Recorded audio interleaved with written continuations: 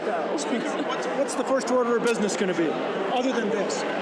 Our tax chair was pretty busy during this swearing-in ceremony, so I can only guess that the tax chair is real busy trying to get the tax conformity bill completed.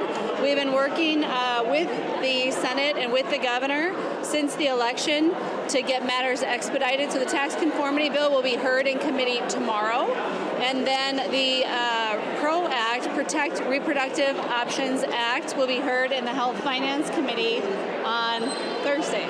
So those will be the first two bills to move. Many more to come. What do you anticipate? Tomorrow, tax conformity, and Thursday, protecting reproductive options. It's a little hard to keep track of the days of the week at this time of the year, right, with the new year? Yeah. Does the PRO anticipate HS1? It is House File, will be House File 1 and Senate File 1. Why?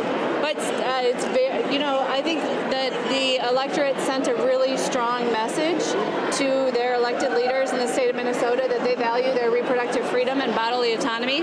If you don't have bodily autonomy, you don't have anything else. That was the most important issue.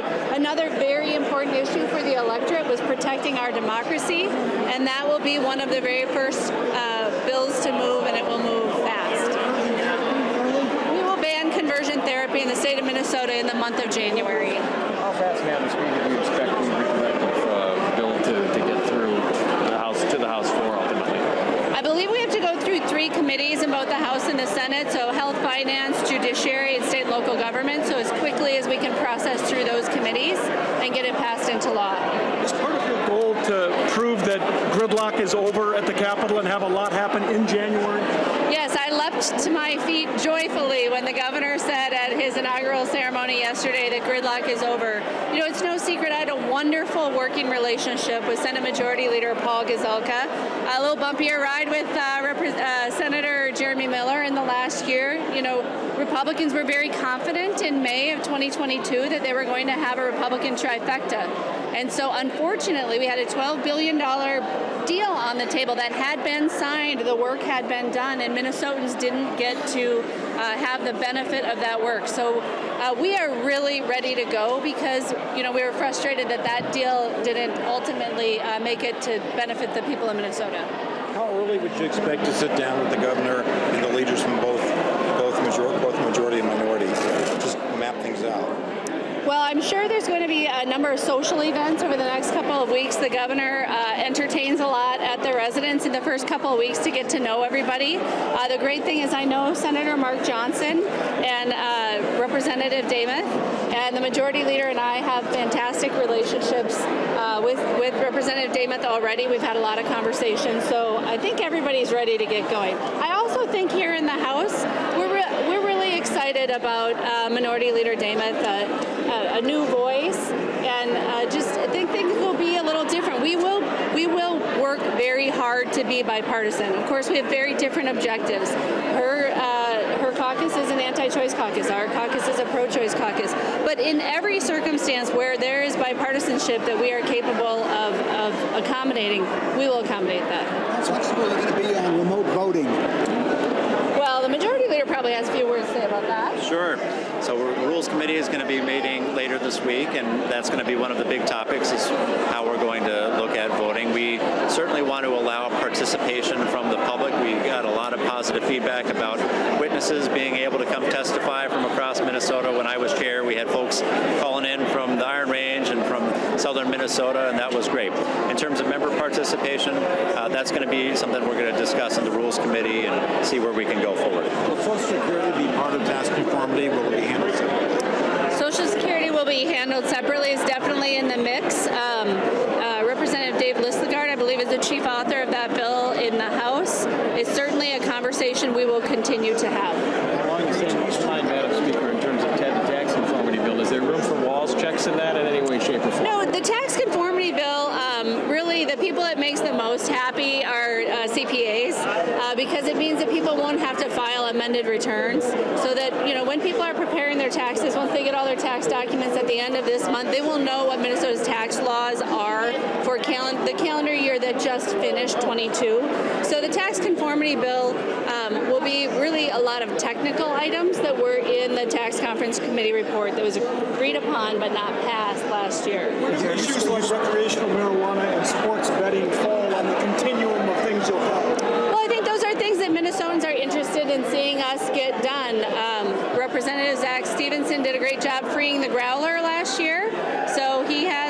heavy lift with both sports betting and adult use cannabis.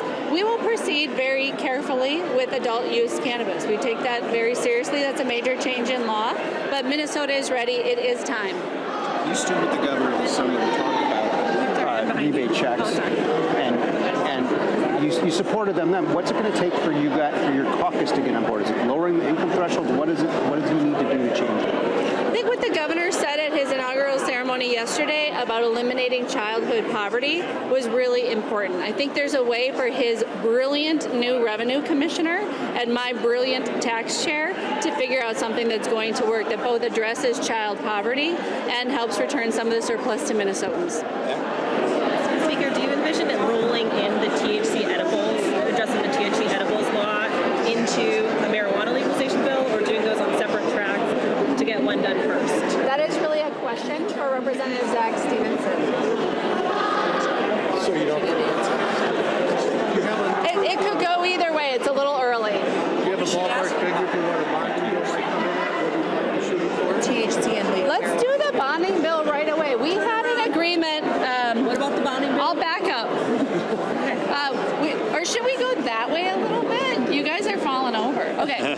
We had an agreement last year on $1.1 billion in bonding. So Senator Tom Bach, Senator Sandy Pappas, Representative Erdahl, Representative Lee had agreed to $1.1 billion that had like no member projects. And then we had the Republican and the Democratic projects. And that's to reach a deal. But why don't we just pass that $1.1 billion right away? Let's finish the work of 2022.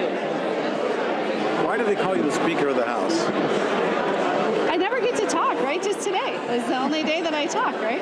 There we go. Well, the governor wants to have education spending indexed to inflation. What do you think about that? He's 100% right about that. We are in full agreement. Sooner the better.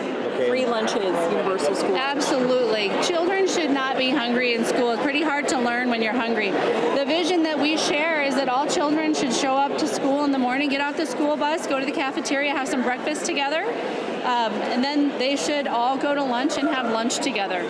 So what items do you need to be successful in January? What items do you need to get to the governor? You are so soft-spoken. What? What items do you need to get to the governor to make it a successful January?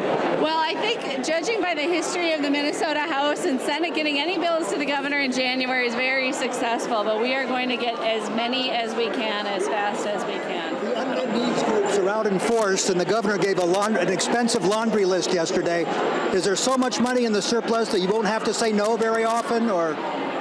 Well, I think that we do have a really incredible opportunity. We have the largest surplus in state history. We have only the second trifecta in 30 years, and I think you heard the governor yesterday lay out priorities that are going to look very similar, if not identical, to what you see in the early bills that we introduce tomorrow. You won't have to say no, you've got so much money. Well, I'm sure there will be more requests than we have money for, but I think we're going to be able to fulfill a lot of the needs of Minnesotans. I think we're going to try to deliver early and deliver often. Where do you stand on Walls checks? Oh, we just had a really nice conversation about that. I think his brilliant revenue commissioner and my brilliant tax chair are going to come up with a resolution to that issue that helps us address the governor's stated goal of ending child poverty in Minnesota. I think there's a lot of different things we can do in the tax space, and we have really brilliant leaders who are just getting to work today. So does that mean rebate checks or not? You never know. I mean, it's too early to say. We're going to take care of tax conformity first, and then we will move on to all the bills that will be introduced. So tomorrow we get to come back at 10 in the morning, give you guys a sneak preview of the bills that we'll be introducing at 12:15 p.m. And when we come in at 12:15 p.m., I'm sure there's going to be a very large pile of bills that will be introduced, and those will all be referred out to committee. And you'll start to get a sense by which bills that each of the chairs chooses to hear where we're going. And the tax chair, I picked a very progressive tax chair. I believe in progressive taxation, and I believe Minnesota works better when everyone shares in the prosperity. And I know Representative Gomez shares that vision. I know that the governor shares